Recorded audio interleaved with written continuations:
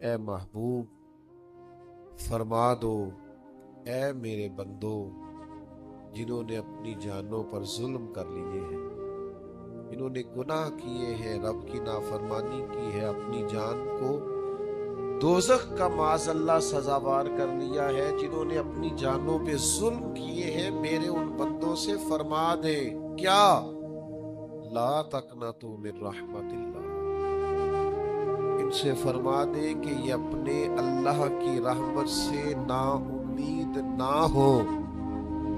یہ تھی معافی، اور وہ جو میں نے کہا نا ذرا گردن جھکائے اور پھر پیشانی بھی چوم لے، بلا مثال و بلا تشبیہ آگے فرمائے ان اللہ یغفر الذنوب جمیعا، یہ اس ہونے والی اس موجودہ غلطی کی ہی بات نہیں، بے شک اللہ سب گناہوں کو معاف فرما دے گا۔ تو مالک یہ ایک دفعہ ہی ہوگا، یہ آج ہی رحمت آئی ہے، یہ کسی ایک مخصوص وقت، ایک مخصوص موقع یا کسی مخصوص تاریخ کے لیے ایسا ہے؟ فرمایا نہیں، انہو هو الغفور الرحیم، اللہ ہے ہی بڑا بخشنے والا اور رحمت فرمانے والا۔ یہ اس کریم کا ہمیشہ کا طریقہ ہے کہ وہ غفور بھی ہے اور وہ رحیم بھی ہے، معاف کر دیتا۔ اور ان اللہ یغفر الذنوب جمیعا، بے شک اللہ سب گناہوں کو معاف فرمائے گا۔ مجھے بتائیے، ہانپتے کانپتے لرزتے سہمے ڈرتے کب کبھی وجود پہ طاری ہوئی بندے میدان محشر میں جمع ہو، انہوں نے خبر ہو کہ ڈائری تو کھل گئی، آڈیو ویڈیو تو چل گئی، پتہ تو سارا آ گیا، فرشتے دفتر اعمال لے کر پہنچ گئے، چھوٹی سی چھوٹی ذرے کے برابر بھی کوتاہی تو یہاں تک آ گئی، بندہ ڈرے کانپے اور اچانک آواز کرم آئے، ان اللہ یغفر الذنوب جمیعا، بے شک اللہ سارے گناہوں کو معاف فرمانے والا ہے۔ تو کیفیت کیا ہے، انداز کیا ہے اس وقت انسان کے دل کو جو تسلی ہوتی ہے، وہ تسلی کیا؟ ان اللہ یغفر الذنوب جمیعا، بے شک اللہ سب گناہوں کو بخش دیتا۔ ایک بہت بڑا ظالم گزرا ہے تاریخ اسلام میں، بڑا ظالم تھا، اس کا ظلم بہت زیادہ تھا، لیکن حضرت انس بن مالک فرمایا کرتے تھے، یہ اس کی ایک بات بڑی مجھے عجیب لگتی ہے، اس نے آخر میں ایک جملہ کہا تھا، ظالم بڑا تھا، اس نے آخر میں ایک جملہ کہا تھا، اس نے کہا تھا مالک میں نے ظلم کیے پر میں شرمندہ بڑا ہوں، اور یہ لوگ مجھ سے کہتے ہیں کہ میرے گناہ تیری رحمت سے زیادہ، مجھے بتا میرے گناہ تیرے کرم سے زیادہ تو نہیں؟ حضرت انس بن مالک فرماتے ہیں اس کی بات سن کر میرے دل کو چوٹ لگی، یہ یوں لگا اس نے منا لینا ہے رب کے کرم۔ وہ میرے بھائی اللہ کی عطا سے زیادہ تو نہیں، اس کے فضل سے زیادہ تو نہیں۔ رسول اللہ صلی اللہ تعالی علیہ وسلم فرماتے ہیں کہ رب فرماتے ہیں اگر میرے بندہ اتنے گناہ کرے کہ اس کے گناہ آسمان تک پہنچ جائیں، یا اتنے گناہ کریں کہ زمین کی تہ تک پہنچ جائیں، اور پھر وہ آ کے اپنے کریم رب کے حضور معافی مانگے سچے دل سے، تو اللہ پھر بھی اسے معاف فرما دے۔ شرط اتنی ہے کہ تو آتا ہی نہیں، تو معافی مانگتا ہی نہیں، تو پھر بھی لوگوں کو مناتا ہے، اسے مناتا ہی نہیں جسے منانا چاہیے۔ مصیبت میں بھی اب یاد خدا ہم کو نہیں آتی، دعا منہ سے نہ نکلی، جیبوں سے عرضیاں ہی نکلی، مختلف محکموں میں درخواستیں دیتے ہو، مالک کے حضور دعا ہی نہیں کرتے۔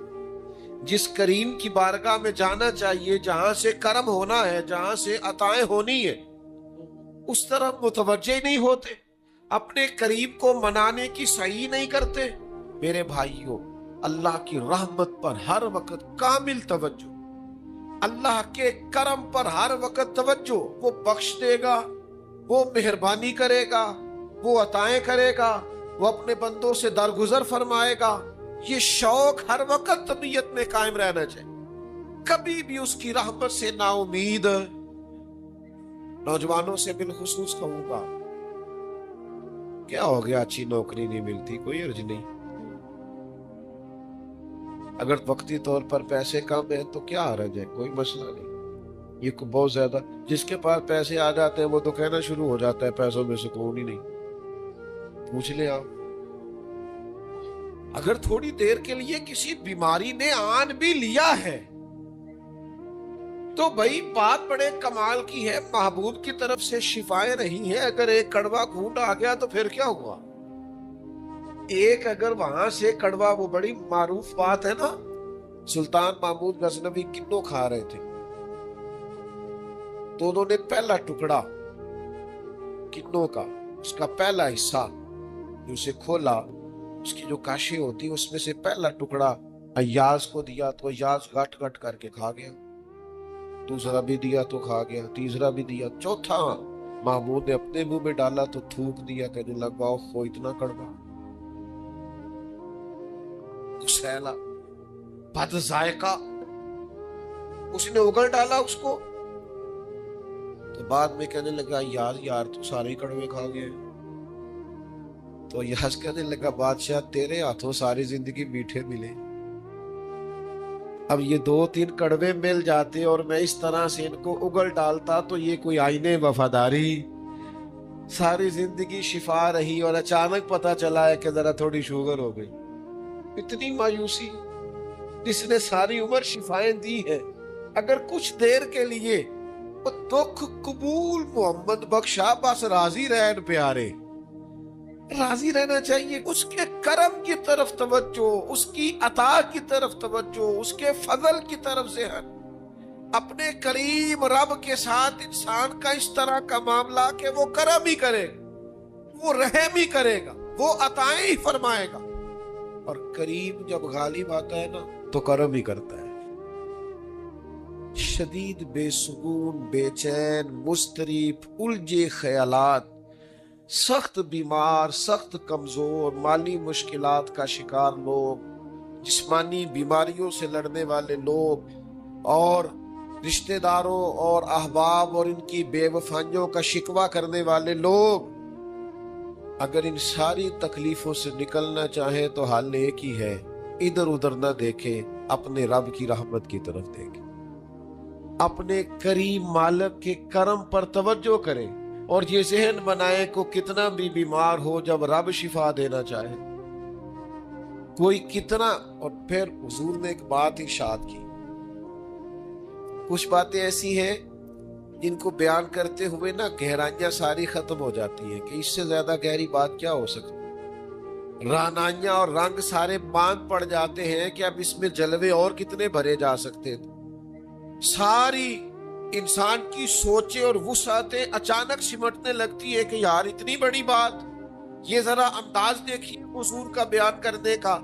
नबी पाक अलैहिस्सलाम फरमाते हैं जब क़यामत वाले दिन अल्लाह उन लोगों को अजर अता करेगा ना जिन पर दुनिया में मुश्किलात आती रही, तो फरमाया वो लोग सोचेंगे कि ये तो मुश्किलात थोड़ी थी, काश कभी ज्यादा आ जाती ना,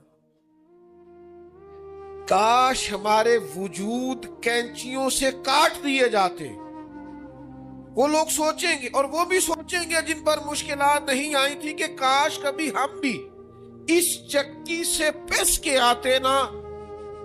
इससे ज्यादा भी कोई अजर हो सकता है कि रब कहता है इन्नल्लाह मअस साबिरीन, जो मुसीबत पे सब्र कर दे अल्लाह उसके साथ है। माइयत इलाही उस शख्स को नसीब हो रही, रहमत खुदाबंदी से कभी नजर ना हटाएं। आती रहती है मुश्किलात, आते रहते हैं दुख, हो जाती हैं गलतियां, कमजोर है इंसान, कर बैठता है गुनाह भी, लेकिन एक गुनाह मेरा मां प्यो वेखे, एक गुनाह मेरा मां प्यो वेखे ते देवे देश निकाला, ते लख गुना मेरा मौला वेखे ते पर्दे पावन वाला, ढाल देता है रहमत का पर्दा, करम हो जाता है। रहमत इलाही से कभी तवज्जो ना हटे। अपने दिल को ठंडा रखने के लिए, तबीयत को सुकून में रखने के लिए रहमत। हुजूर अलैहिस्सलाम फरमाते बंदे से गलती हो जाती है, वो अल्लाह की बारगाह में तौबा करता हूँ तो रब फरिश्तों से फरमाता है मेरे बंदे को पता है कि मेरे अलावा माफ करने वाला कोई। तो देखो ना वो आ गया है। तो फरिश्ते अपने मालिक की बात की तरफ मुतवज्जे होते हैं तो रब फरमाता है गवाह हो जाओ मैंने इसे माफ कर दिया। हुजूर फरमाते हैं उस बंदे से फिर गलती हो जाती, वो फिर अर्ज करता है मालिक भूल गया था, गलती हो गई, खता हो गई, गुनाह हो गया। तो अल्लाह फरमाता देखा ना मेरे बंदे को पता है मेरे सिवा माफ करने वाला कोई, तो जाओ गवाह हो जाओ मैंने माफ कर दिया। हुजूर फरमाते तीसरी बार फिर गलती हो जाती, ये फिर आ जाता है। तुसी ते मैं दसो हाँ जेड़ा 3 वारी आवे ओदा इलाज की है? असी कहने तू बाज आना, कहने कि नहीं तूने ठीक होना, तू नहीं ठीक हो सकता, तूने नहीं बाज आना, तेरा इलाज अब जा, दौड़ जा, तेरा कोई हल नहीं। हुजूर फरमाते 6 बार आ गया, तीसरी बार आके कहता अल्लाह माफ कर दे, तो अल्लाह कहता पता है ना मेरे बंदे को मेरे अलावा माफ करने वाला कोई नहीं, गवाह हो जाओ मैंने इसे माफ कर दिया। गोया वो जब जब आता रहता है रब तब तब उसे माफ फरमाता रहता। रहमत दा दरिया इलाही, ये दरवेशों ने जो बातें की है बड़ी सोच समझ के की। रहमत दा दरिया इलाही, हर दम रहमत दा दरिया इलाही, हर दम वगदा है।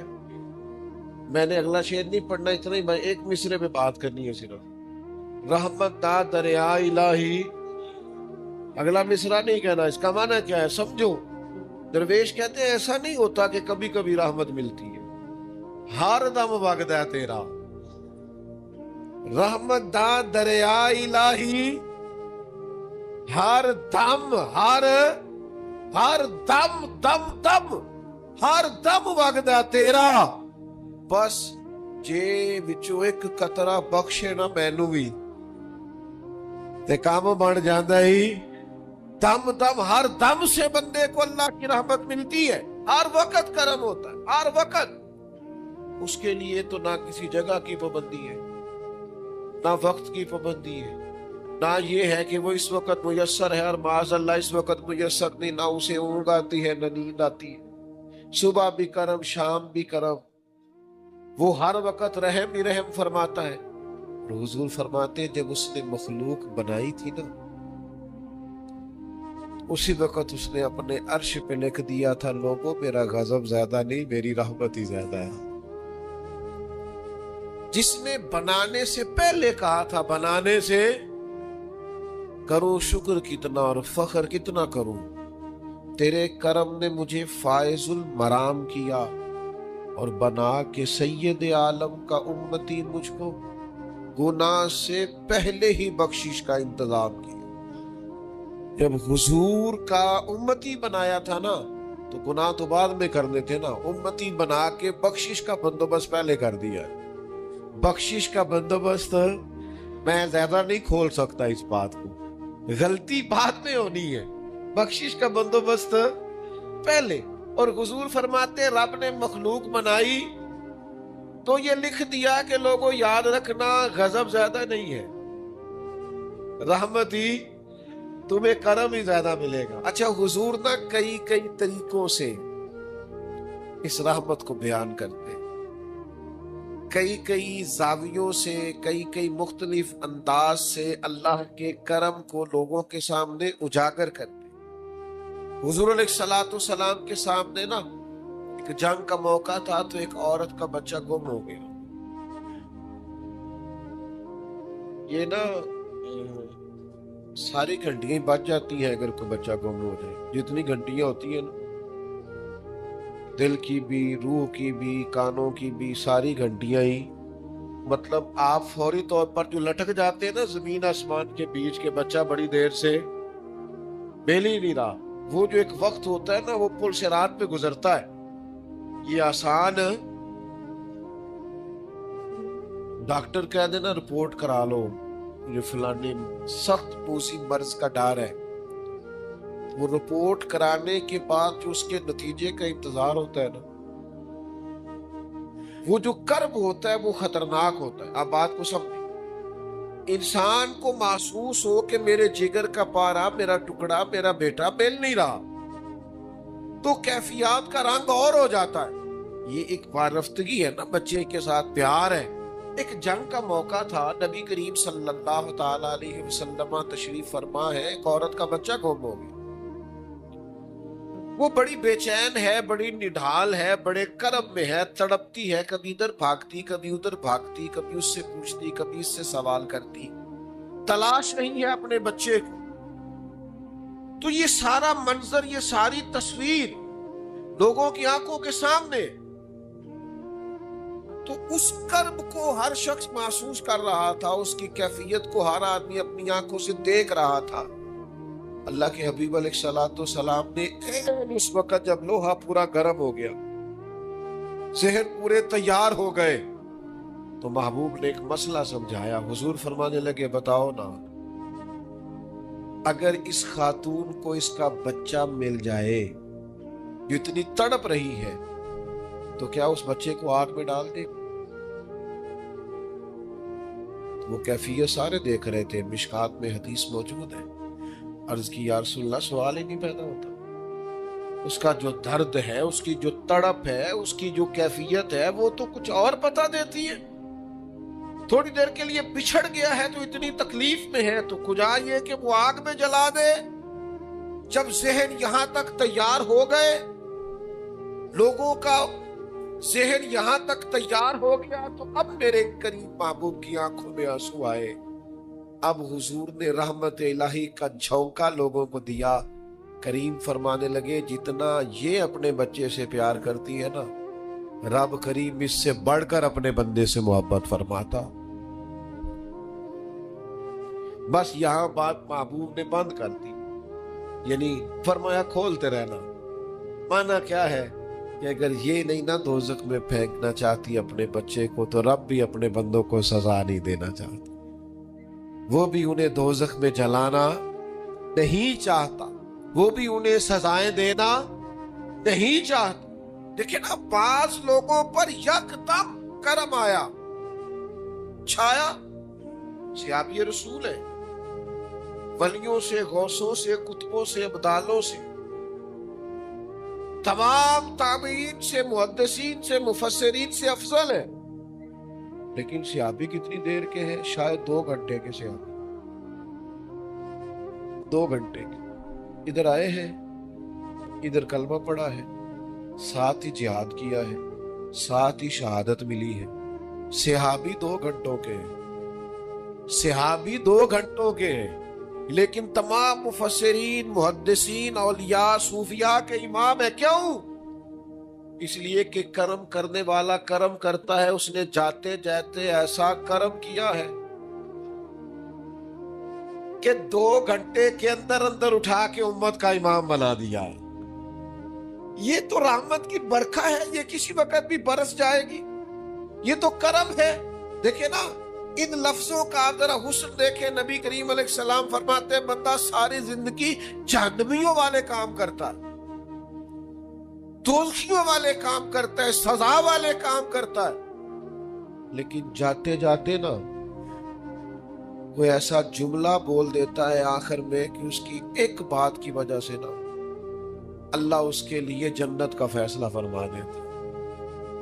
بھائیو، یاد رکھیے گا اور سمجھیے گا، اپنی توجہ ہر وقت اپنے مالک کے کرم کی طرف رکھیں، ہر وقت اللہ کی عطا کی طرف۔ یہ جو مایوس لوگ پھرتے ہیں نا اور مایوس باتیں کرتے ہیں، اور یہ جو کہتے ہیں کہ میں بڑا تھک گیا ہوں اور میں بڑا تنگ آ گیا ہوں اور اب مجھے لگتا ہے کہ یہ چیزیں میرے کنٹرول میں نہیں آئیں گی، اور حضرت میں نے بڑی کوشش کی، جو قدم آگے لے جاتا ہوں وہی میرا پیچھے ہوتا ہے، اور بعض کہتے ہیں جی میرے ساتھ ہی ایسا کیوں ہوتا ہے، آخر میں ہی ساری زندگی اس طرح کیوں ہوں، فلان جگہ بھی ناکام ہوا، فلان جگہ بھی۔ او میرے بھائی، جس طرح کا انسان گمان کرتا ہے، رب بھی اسی طرح کا معاملہ فرماتا ہے۔ تیری طبیعت ہی نہیں بن پا رہی کہ تو رحمت کی طرف متوجہ ہو، تیرا خیال ہی نہیں بن پا رہا کہ اس کے کرم اور عطا کی طرف تیرا دھیان جائے. تو نے اپنے اوپر مایوسیاں پوری طرح طاری کر لی ہے. بندہ مومن کبھی اپنے رب سے مایوس ہو سکتا؟ اس کی توجہ ہر وقت اس کے کرم کی طرف رہتی، اس کی توجہ ہر وقت اس کی عطا کی طرف رہتی. امام غزالی کہتے ہیں نبی پاک کی بارگاہ میں ایک سادہ بندہ آ گیا. ہم سادے بندے کہتے ہیں، عرب کے لوگ بدو کہتے تھے. ایک بدو آ گیا، اس نے آتے ہی السلام علیکم کے بعد فوراً حضور سے پوچھا، یا رسول اللہ یہ بتائیں قیامت والے دن حساب کس نے لینا ہے؟ سبحان قربان جائے. انداز دیکھیے نا اپنی روایتی سادگی میں. قیامت میں حساب کس نے لینا ہے؟ تو نبی کریم نے فرمایا حساب اللہ نے لینا ہے. سادی سی بات. تو اس بندے نے نا اپنی چادر کو سمیٹا، کندھے پہ رکھی اور چلنے لگ گیا. تو حضور فرمانے لگے تو نے سوال پوچھا ہے، کوئی تبصرہ بھی تو کرنا. ایک بندہ سوال کا جواب لیتا ہے نکل جاتا ہے. کہنے لگا یا رسول اللہ آپ نے بتا تو دیا ہے کہ حساب اللہ نے لینا ہے. تو حضور فرمانے لگے پھر؟ تو کہنے لگا یا رسول اللہ کریم جب غالب آتا ہے تو کرم ہی کر دیا کرتا. اس کا ترجمہ اپنی زبان میں کروں، اپنی بولی میں کروں. وہ حضور کی بارگاہ میں عرض کرنے لگا یا رسول اللہ جے اللہ نے حساب لینا ہے پھر خیر ہے. کہنے لگا یا رسول اللہ کریم جب غالب آتا ہے تو کرم ہی کرتا ہے. قربان جاؤں حضور کی اس مقدس زبان پر، وہ دہن جس کی ہر بات وحی خدا. کریم بولے اور بول کے فرمانے لگے بندہ سادہ تھا، بات کتنی بڑی کر گیا، خدا کی رحمت کی طرف متوجہ کر گیا لوگوں کو. کیا بڑی بات بیان کر گیا. کریم جب غالب آتا ہے تو آپ نبی پاک علیہ السلام کی مقدس سیرت پاک کو دیکھیں. کوئی بھی وقت آیا تو حضور نے نماز پڑھی. چاند گرہن ہو گیا، سورج گرہن ہو گیا، بارش نہیں ہوتی، زیادہ ہو رہی ہے، جنگیں ہو رہی ہیں، کوئی بھی موقع آیا ہے تو اللہ کے رسول نے مصلی بچھا لیا. نفل پڑھیں، اللہ کے حضور حاضری دیں، محنت بھی کریں اور ساتھ نفل نماز ادا کریں اور صبر رکھیں. صبر تو اتنی بڑی نعمت ہے کہ ان اللہ مع الصابرین. صبر کرنے والوں کو نری مدد ہی نہیں ملتی، صبر کرنے والوں کو تو خدا ملتا ہے. اللہ صبر کرنے والوں کے ساتھ. تو یہ کام کریں گے تو اللہ کی مدد ملے گی. پھر اللہ کی رحمت اور مدد ملتی ہے ذکر کرنے والوں کو. حضور سید عالم علیہ السلام نے فرمایا جب لوگ ذکر کرنے کے لیے بیٹھتے ہیں تو اللہ کی رحمت انہیں گھیر لیتی. پھر مدد ملتی ہے، رحم ہوتا ہے درود پاک پڑھنے والوں پر. ایک بار تو میرے محبوب پر درود پڑھ، تیرے اوپر 10 رحمتوں کا نزول کیا جائے. قانون خدا بندی یہ ہے کہ تو ایک بار محبوب پہ درود پڑھ، تیرے 10 گناہ معاف کر دیے جائیں گے، تیرے 10 درجے بلند کر دیے جائیں گے. تو پڑھیں درود، رحمت الہی میں نہا جائیں گے. اور پھر اللہ کی مدد ان لوگوں کو حاصل ہوتی ہے جو اللہ کی مخلوق پر رحم کرتے. مخلوق خدا پر جتنا دل بندے کا نرم ہوتا جائے، رحم والا ہوتا جائے، اتنی اسے اللہ کی مدد ملتی جاتی ہے. نبی پاک علیہ السلام نے فرمایا تم اللہ کی مخلوق پہ رحم کرو، اللہ تمہارے اوپر رحم فرمائے گا. اللہ تم پر رحم کرے گا، تم مخلوق خدا پہ رحم کرو. تو یہ چند چیزیں ہیں جن کی وجہ سے انسان کو اللہ کی مدد ملتی ہے. ان کو اپنایا جائے، ان کے مطابق اپنی زندگی کو ڈھالا جائے، مدد الہی نصیب ہو جائے گی. ایک چھوٹا سا پہلو دوسرا بھی آپ کی خدمت میں عرض کرنا ہے. جس طرح کچھ چیزوں سے اللہ کی مدد اور رحمت حاصل ہوتی ہے نا، اسی طرح کچھ کام کرنے سے اللہ ناراض ہو جاتا ہے، اس سے مدد الہی دور چلی جاتی. سب سے پہلی چیز یہ ہے کہ جب لوگ اللہ کی یاد سے منہ موڑتے ہیں نا تو اللہ فرماتا ہے وَمَنْ أَعْرَضَ عَنْ ذِكْرِي فَإِنَّ لَهُ مَعِيشَةً ضَنْكَ. اگر تم میری یاد سے منہ موڑو گے تو میں تمہارے لیے زندگی تنگ کر دوں گا، تمہاری معیشت تنگ ہو جائے گی اگر تم نے میری یاد سے منہ پھیر لی.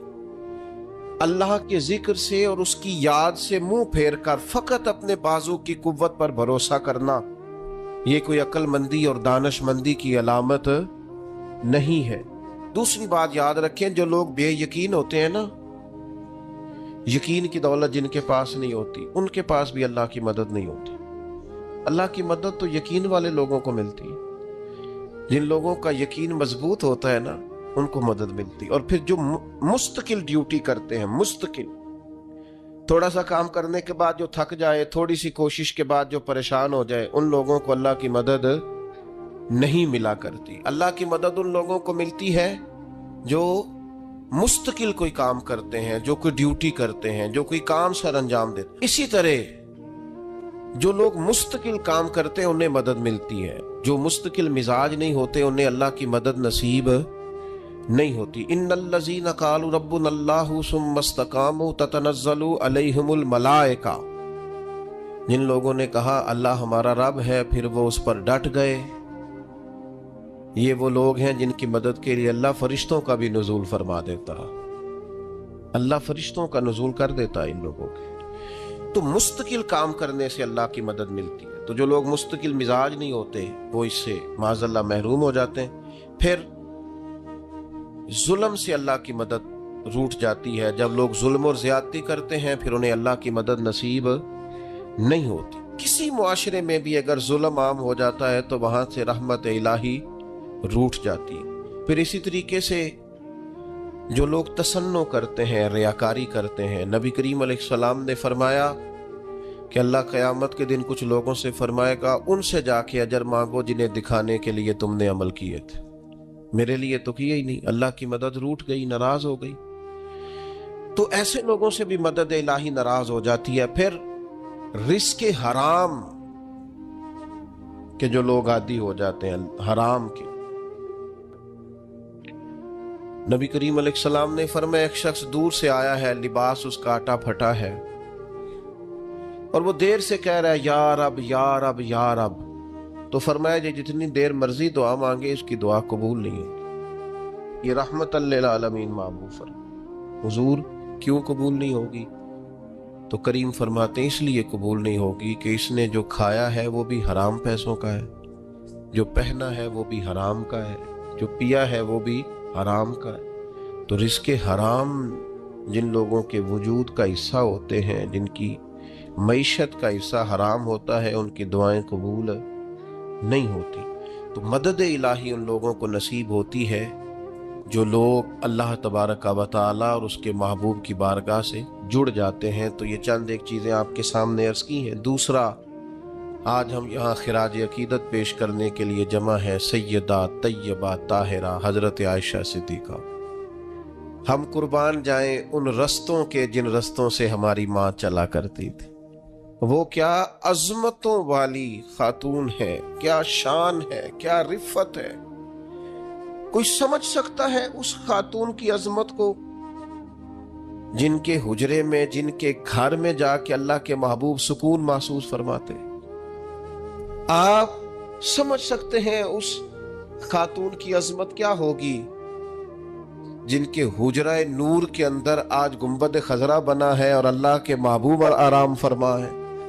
خدا کی رحمتیں ساری، انوار و تجلیات اور کرم جس جگہ برس رہے ہیں وہ حجرہ سید عائشہ صدیقہ ہے۔